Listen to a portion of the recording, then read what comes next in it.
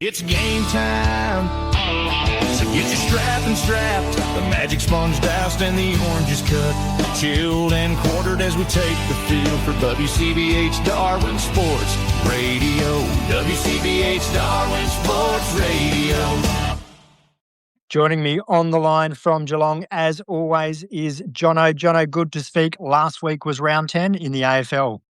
Yeah, Cam, great to hear your voice once again. And round 10 in the AFL, gee, it started well with my Cats, didn't it? It certainly did. Now, I was racking my brain this morning. You tipped the Lions in this one, didn't you? Because I think I mentioned that you weren't really rock solid with your Cats. Yeah, you have a very good memory, Cam. I thought you might have let that one slip through to the keeper. And in actual fact, how wrong was I with a 41-point victory to the Cats? Tremendous up there at Brisbane, 117-76. Exceptional. They started well, and there was a point in the second quarter where Brisbane hit the front, and I thought, oh, here we go. And all I could see was grand final day once again reoccurring in front of my eyes.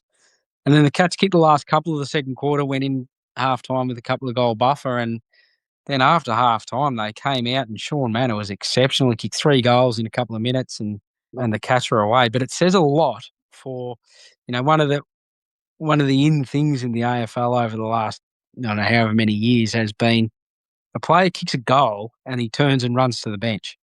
Whereas it's just like, keep the hot players on the ground. And that was a perfect example of that. Manor's kicked 3 in a couple of minutes. And if he had have run to the bench after that first one, that doesn't eventuate, does it? No, very true. So what is it? It's unlimited interchange on the AFL bench? No, there is a capped interchange. But generally a rule has been, because after a goal's kicked, there's a little bit of downtime. So, okay, the guy that kicks the goal, you run off so we can get our structure set up for the next centre bounce. And that's how they buy a few seconds to sort themselves out. But, yeah, it just doesn't make a whole lot of sense, particularly when a player's going well. No, when you're hot, you're hot. So stay on the field and kick some more. Sydney Swans, 81, 6-point winners over the Collingwood Magpies, 75. Top of the table, Swans had to work hard for this one. Yeah, they did, Cam. And the week before, the Pies were monstered by the Cats on the MCG, as and the Pies, they came out beautifully. They were 5 goals up for quite an amount of time. It was wet in Sydney, and Collingwood, they covered up the corridor well, which Sydney liked to come in through the middle and play a real fast game through the middle of the game. And Collingwood just blocked the corridor for them, and they struggled, the Swans, but as good teams do, they find a way, and they ended up getting over the line in the end and coming back, and it was a great victory by the Swannies. Certainly did. Now, the Gold Coast Suns made it 10 from 10 in Darwin over 5 years, 98-73 over Port Power. Another good win for the Suns at TIO Stadium. Yeah, 10 for 10. It's not a bad record, is it? They love it up there in Darwin. And it's nice to see a lot of those players getting out and about. And Christian Petrarca, the first time being up in Darwin with the Suns, I actually saw footage of him, Cam, out on a fishing charter where he got to be about a metre 10 plus jewfish on the charter. So they had some good times, the Suns boys, while up there. Certainly did, and they certainly make themselves part of the community. We've mentioned this before. It's what happens next after they leave Darwin. That's where they need to really focus in on now. Yeah, most definitely. And I saw the other day, Cam, and I'm not sure if you're aware of this one, but the last 3 years post-Darwin, the Gold Coast Suns have lost 3 of their following 4 games for the last 3 years. So the next month will determine, I suppose, where they finish at the end of the year. Because there's a massive difference in previous seasons between top 4 and 5 to 8. And this year, with the wildcard round, you don't want to be playing in a wildcard game. You want to finish somewhere in the top 6 and avoid being in those elimination games. Yeah, that's exactly right. And ideally, top 4 is where you want to be. If you can't get that, 5 and 6, your next best option. But yeah, definitely want to stay away from 7, 8, 9 and 10 if you can help it. So that was the last year in the 5-year deal.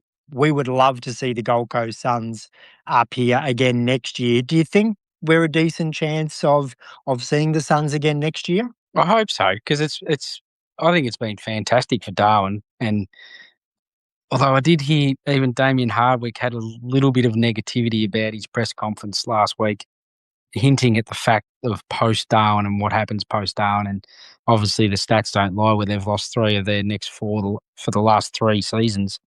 So hopefully the Suns can come out and win a few games and, there's another signature put on the dotted line and they go back to TIO because I think it's great.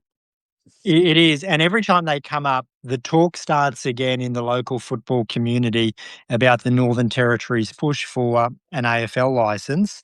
Is this just one big dream that we have up here, or do you think that there's any possibility, any permutation that could take place where we end up with a team? I hope you do. I think it's just deserves. The amount of fans in Darwin that follow AFL and fanatic fans, mind you, I think Darwin deserves a team. The NT needs a team. The AFL's focus now is purely on Tasmania first and getting them up and running. So, the pipe dream might be 10 years down the track, but if it is, I hope it is the case because I think it'd be fantastic. 10 years down the track is fine. Something to work toward. I think you're right. You picked yourself up there. It can't just be a Darwin team. It's got to be a Northern Territory team based in Darwin, but play a couple of matches down in Central Australia at Alice Springs. And it's got to be something that is really seen to be a Northern Territory team. Saying that, our local footy teams up here, your Nightcliff, your Southern Districts, your St Mary's, your Tiwi Bombers, they still fly players in and out every week from down south to play in the local competition. So it couldn't be stocked and staffed purely on Territorian players. There would have to be a significant import element to a local team up here. Oh, without doubt. And, obviously that's relocating families, that's, moving careers and a whole lot for players. But that can happen. That's an easy fix. And could you imagine, Cam? Imagine down the track if there was a gather round held in Darwin. Could you imagine? Where would the games be held? Well, you and I have had this conversation on air previously, haven't we? We need a big stadium in the centre of town. Build it and they will come. Most definitely. And gee, that would be an absolute treat of a weekend if all AFL clubs ended up in Darwin. What a dream that would be. Oh, it would be a fantastic place for an app gather round because I think there would be, that real sort of maybe not party's not the right word, but that gather round element of something a little bit different coming together. You can imagine teams going out into the different remote communities, being tagged with a different community, spending some time out there, coming back in and getting that real festival type atmosphere going on, which we've just seen in Magic Round at Suncorp Stadium in the rugby league. And I tell you what, rugby league does that so very well. Yeah, they do. The AFL have picked up gather round and they've run with it too, and it is quite the event now. Now, did I see something earlier in the week I saw that Hawthorn, because you mentioned Tasmania, Hawthorn's relationship playing games in Tasmania, that's going to come to an end? Yeah, the end of next year. So the AFL, and I'm not totally over this, Cam. I have heard it, and seen it on the tally. But the long and the short of it is that the AFL are withdrawing Hawthorn from Tasmania to make the sole focused Tasmania for the Devils and get the state right behind them. But Hawthorn have spent 25 years playing, I think, 3 or 4 games a year at Launceston, which has been fantastic. And hearing Sam Mitchell, the coach of Hawthorn, speak, and there's quite some disappointment you can hear in his voice, as well as the relationships that they've made over the years by going down to Launceston. And also, Lonnie's obviously benefited greatly from having the horse go down there. But yeah, the AFL wants to throw all the eggs in the Tassie Devils basket, and Hawthorn are out. Both make sense. You can understand the AFL's desire for the Devils to be the sole focus down there. But the reality is the Devils don't happen as a team, as a franchise, if the Hawks didn't invest 25 years going down there and showing that Tasmania can sustain an AFL team. Correct. You've nailed it right on the head there, Cam. That's spot on. All right, let's get back to last week's round 10. We took a couple of little detours there. Adelaide Crows, big win over the North Melbourne Kangaroos. Big win. The Kangas were sort of thereabouts up until quarter time, and then the Crows came out in the second quarter and kicked 10 goals, and they made North look pretty silly, and it was almost North of 4 or 5 years ago, and was a little bit of a step back for the Kangaroos, and hopefully they can bounce back this week and find the form that they'd been showing in previous weeks. The D's, 120. The Hawks, 81. 39 points the margin.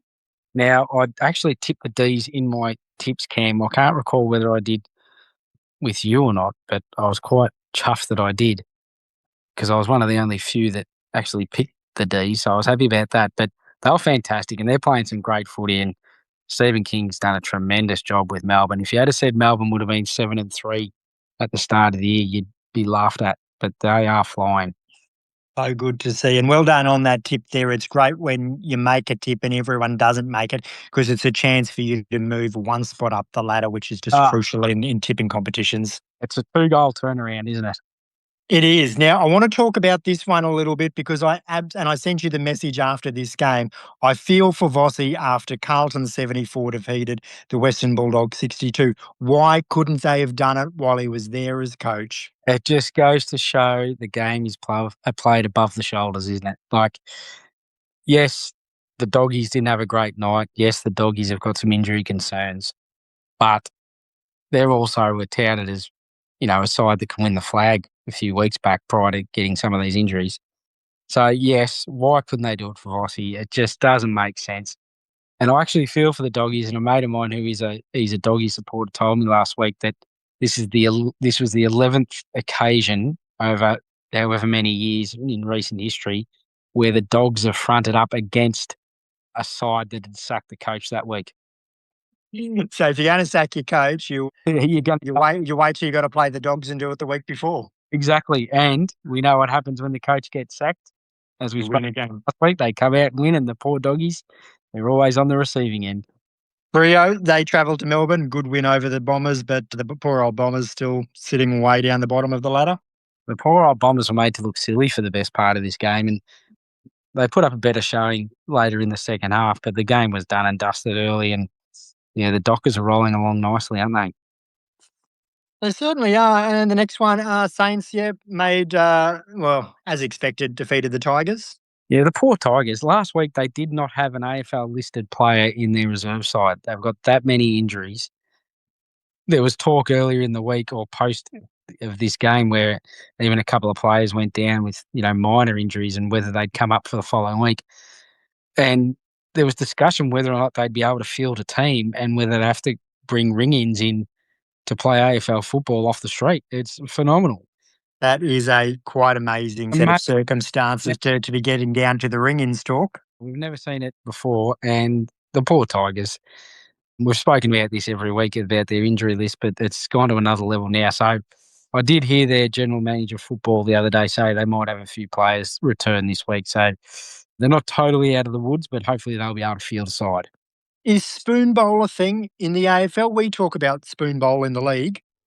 What's spoon bowl, Cam? I've never heard it.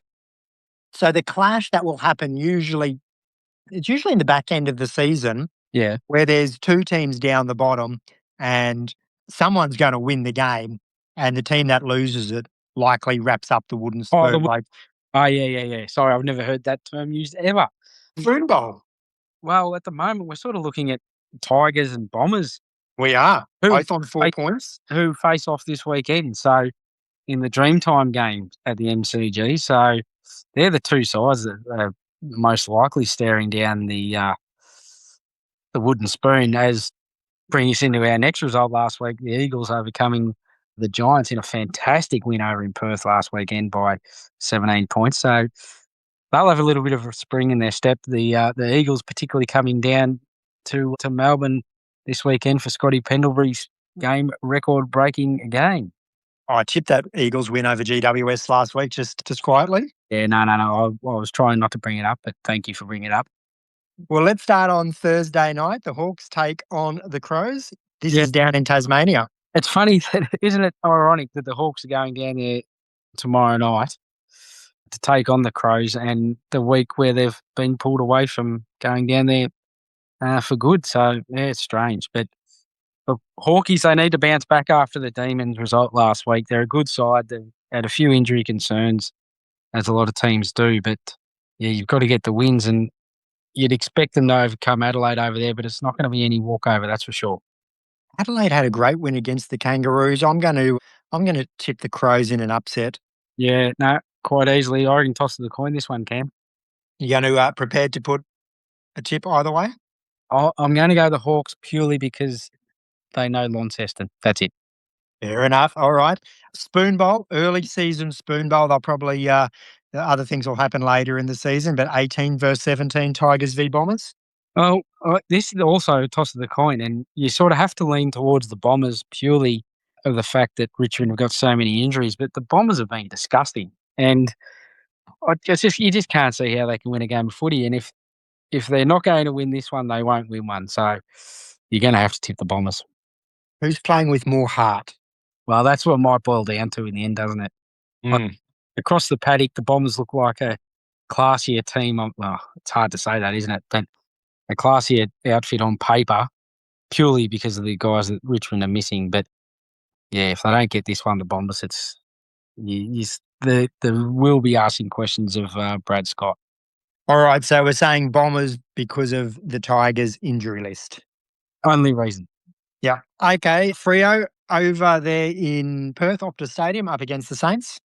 Yeah, the Dockers are the real deal, Cam. They can win it this year. There's no question. And, one of the greatest flaws in their game over the years has been able to, or the inability to win games in Melbourne, and they're doing that now. So they're racking up enough wins to finish in the top 4. And if they finish in the top 2, they don't leave Perth until grand final day.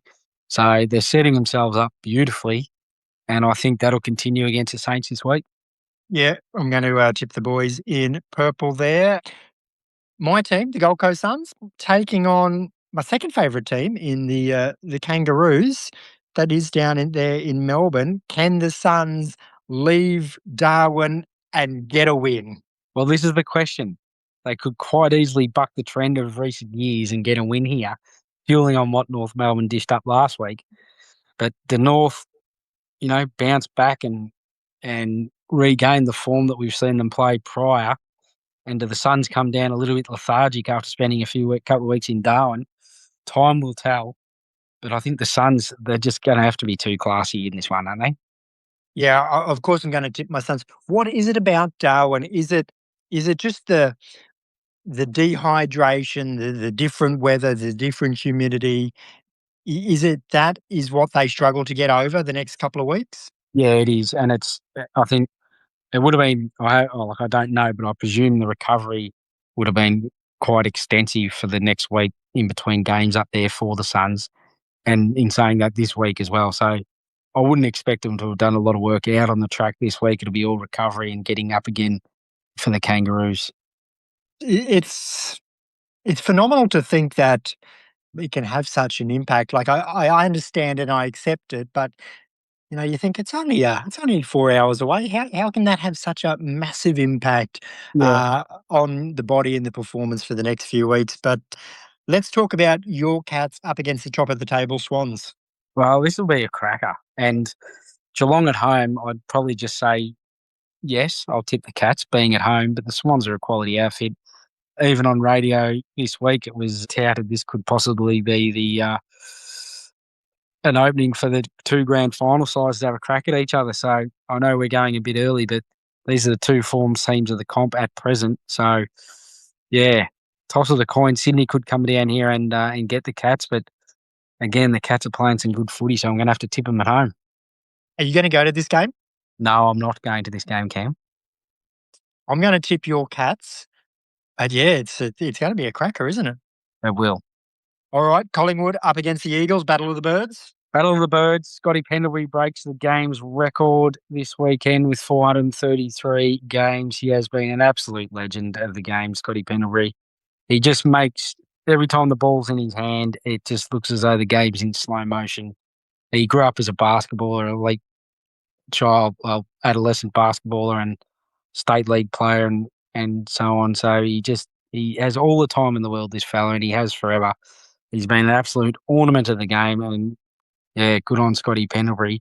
But it's fantastic that this week the Perth media have got on board Harley Reid, who's playing his 50th game, and they're really pumping that up to go across for Harley's 50th game.